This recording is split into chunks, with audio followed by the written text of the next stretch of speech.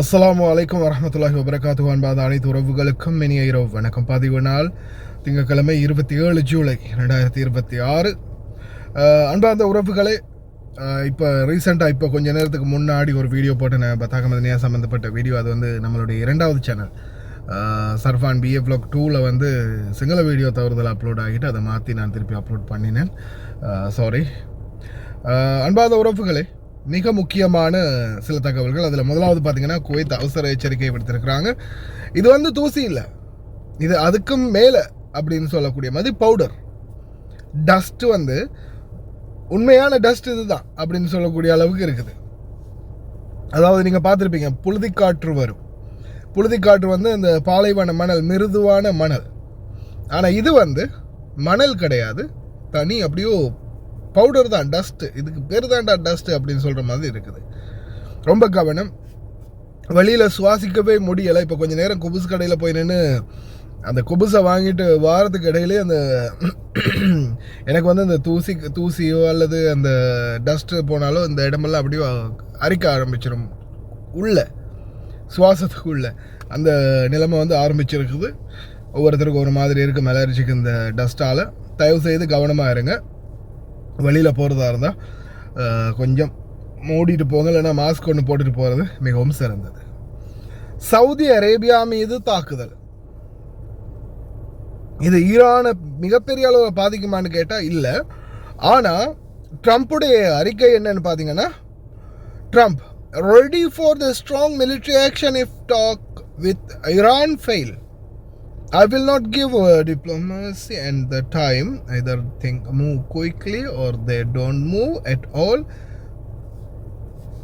It's a heavy military action.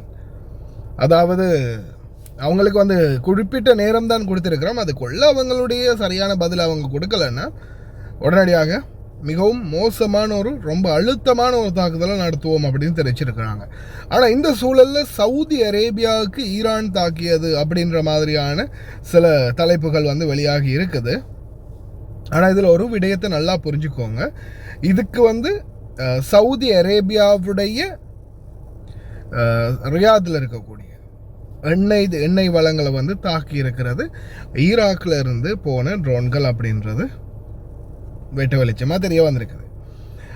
காரணம் என்ன சொல்கிறாங்கன்னா, இதுக்கு வந்து ஹவுதிகளுக்கு இடையேயான சவுதி சண்டை, ஹவுதிகளுக்கு ஆதரவான ஈராக்கில் இருக்கக்கூடிய ஈரானுக்கும் ஆதரவான ஒரு குழு. சரியா? இந்த குழுக்களுடைய பேர்களை வந்து பெரிய அளவில் மென்ஷன் பண்ண முடியாது தெளிவாக. ஏன்னா சில நேரங்களில் ஏற்கனவே சேனலை நுனியில் வச்சுருக்கானுங்க, மொத்தமாக சேனலை அவுத்து விட்ருவானுங்க. ஒரு குழு ஒன்று தாக்கியிருக்குது. ஆனால் இது வரக்கூடிய அனைத்து செய்திகளும் எப்படி இருக்குதுன்னா, இப்போ கூட ஒரு செய்தி பார்த்தேன். The state of Kuwait condemns and nonsense the targeting of petroleum facility in the sisterly kingdom of Saudi Arabia with drones launched by the militias affiliated with Iran in Iraq. இது ஈரானுக்கு ஆதரவான ஈராக்கு குழு தாக்கி இருக்குது அப்படின்றது தான் இவங்க declare பண்ணுறாங்க.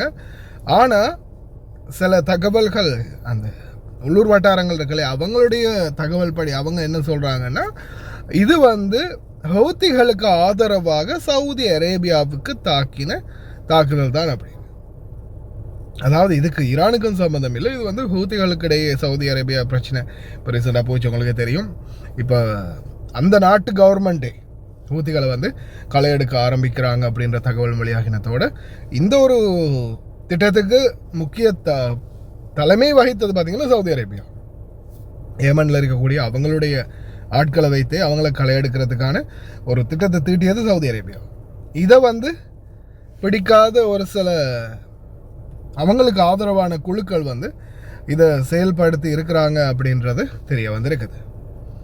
நிலைமை வந்து இன்னும் சில நேரங்களில் மோசமாக போகிறதுக்கான வாய்ப்பு இருக்குது அப்படின்னு சொல்கிறாங்க.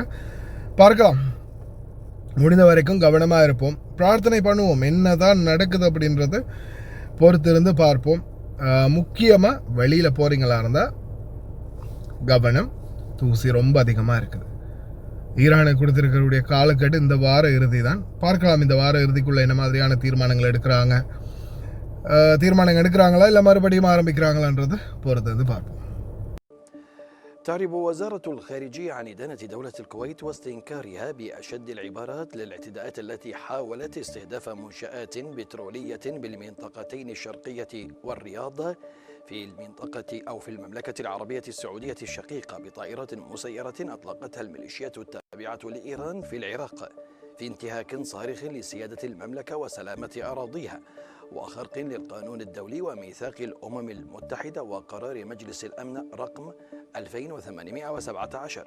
وتجدد الوزارة تضامن دولة الكويت الكامل مع المملكة العربية السعودية الشقيقة ودعمها لكافة الإجراءات التي تتخذها لصون أمنها وسيادتها، مؤكدة أن أمن المملكة جزء لا يتجزأ من أمن دولة الكويت ودول مجلس التعاون لدول الخليج العربية.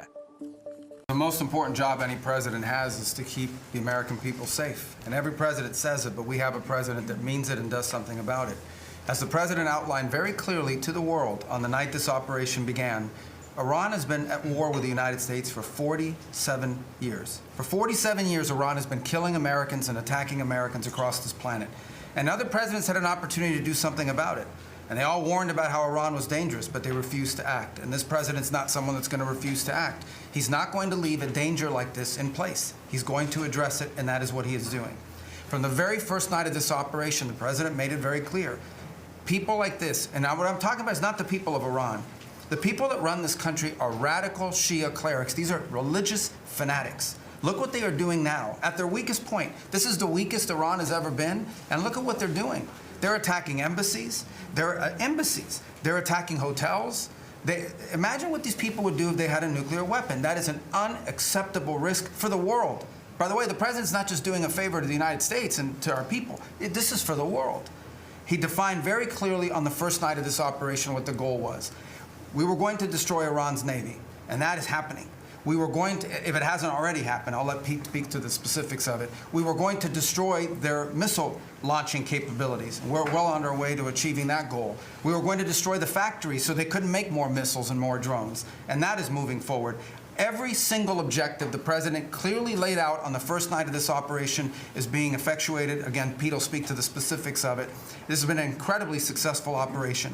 Every day, it may not get covered because, we're unlike them. We're not bombing embassies and hotels. We're hitting military targets.